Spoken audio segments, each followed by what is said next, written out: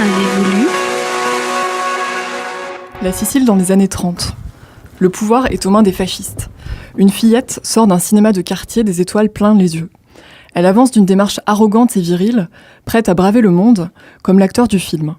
Elle vient de voir Pepe le Moco avec Jean Gabin, et elle s'identifie totalement à son idole. C'est ainsi que commence Moi, Jean Gabin, de Giuliarda Sapienza, le livre dont je vais vous parler ce soir. Giuliarda Sapienza est une écrivain féministe, ou écrivaine, on ne sait plus trop bien comment dire, avec cette habitude actuelle de féminiser les noms de professions. Personnellement, je n'aime pas trop cette appellation d'écrivaine, parce que j'y entends surtout l'adjectif « vaine », sonnant désagréablement à mes oreilles, celui-ci semblant indiquer que les femmes n'auraient pas la légitimité de recourir à l'écriture.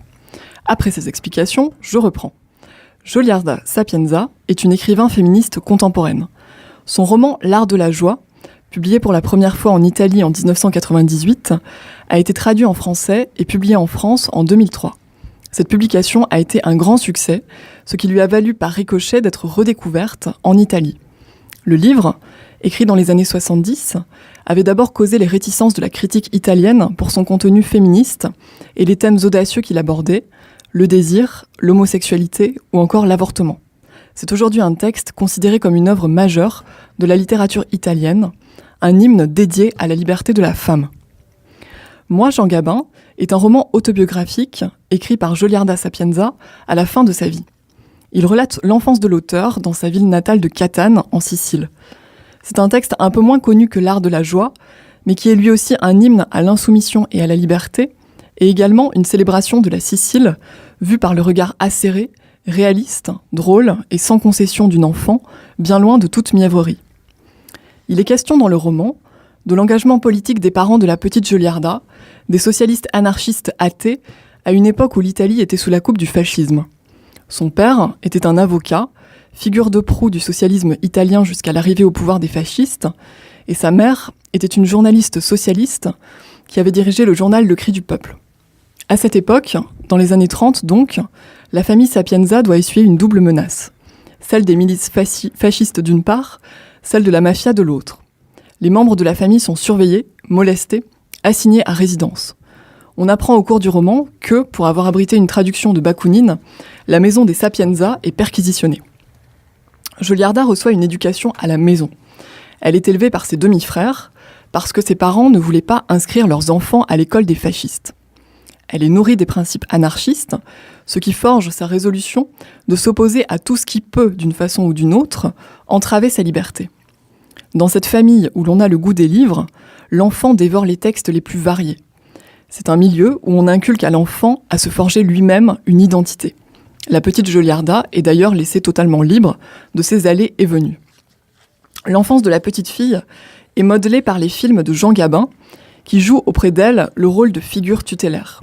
Elle se promène en sifflotant dans les ruelles de Catane, fière comme Artaban, en se prenant pour son héros. C'est une enfant insoumise, résolument anticonformiste. L'auteur donne à voir, avec un regard amusé, l'extraordinaire impudence de la fillette qu'elle était. Un jour, elle désamorce les réprimandes de son père en lui rétorquant que Jean Gabin n'aurait pas agi autrement qu'elle l'a fait. Dans un autre passage, on goûte le sel des paroles de cet enfant qui fustige ce petit crétin de Jésus-Christ, ce sont ses mots, à une époque où toute parole hostile au pouvoir ou à la religion est muselée, l'Église œuvrant de concert avec les autorités pour contrôler le comportement de ses ouailles. Giuliarda Sapienza n'idéalise pas l'enfance. L'enfant n'est pas un chérubin chez elle. Ça, c'est l'enfant du mythe fasciste. Giuliarda est en fait une petite terreur qui n'a peur de rien. L'enfant est également élevé dans l'idée qu'une femme ne doit dépendre de personne, et surtout pas de la gent masculine. À un moment où le seul moyen pour une femme d'exister, c'est d'être l'épouse, la mère ou la fille de. Elle n'a qu'aversion pour les femmes qui se prêtent au rôle imposé par le pouvoir, ces matrones qui passent leur temps à prier ou à cuisiner pour une famille nombreuse.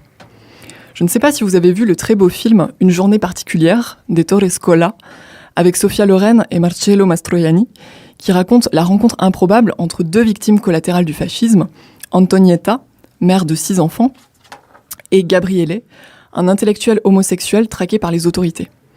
Eh bien, si on tente un parallèle, Joliarda, dans Moi Jean Gabin, incarne la liberté, l'insoumission à laquelle aspirent les deux personnages du film, parce qu'elle fait voler en éclats le rôle traditionnel assigné à la femme et aussi le déterminisme de l'identité sexuelle.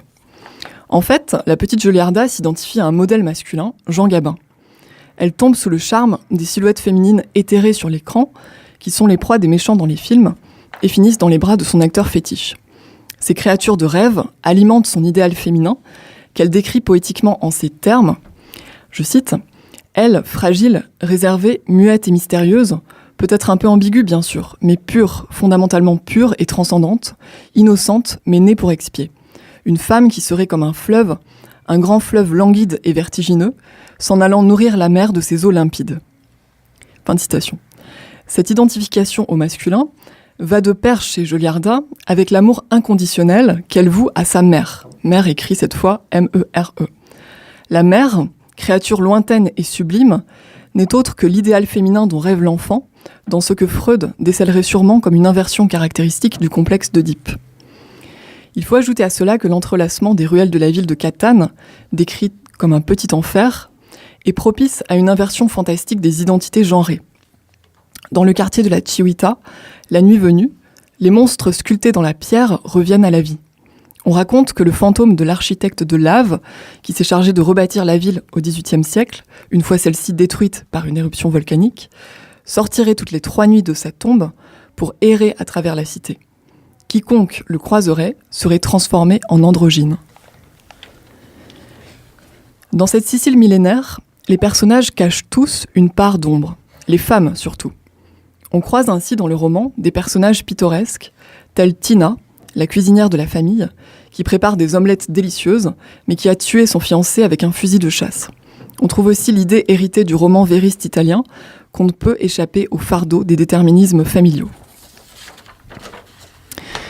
On retiendra donc, pour finir, de ce roman, l'exhortation à l'insoumission que donne la mère à sa fille. Je cite, et ce sera mon mot de la fin pour aujourd'hui, « Tu ne dois te soumettre à personne, et moins que quiconque, à ton père ou à moi.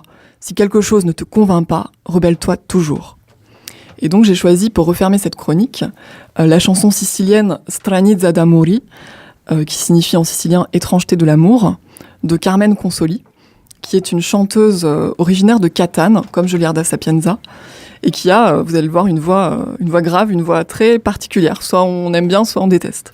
Voilà.